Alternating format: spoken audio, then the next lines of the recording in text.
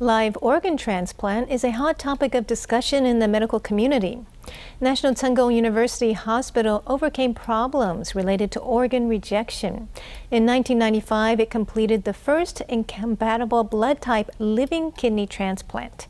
Since then, it has successfully completed 21 living kidney transplants and 4 living donor liver transplants. The patients have had good survival rates.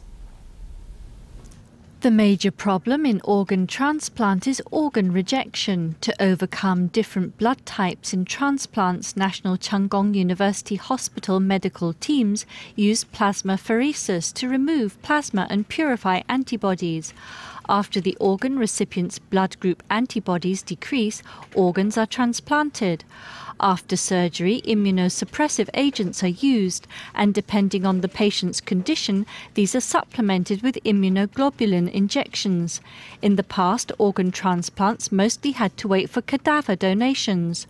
According to statistics from the Taiwan Organ Registry and Sharing Center, this year there are 1,180 people waiting for liver transplants. There were only 26 cadaver donations. Thus, living organ donation between adult relatives has become an important way to prolong patients' lives.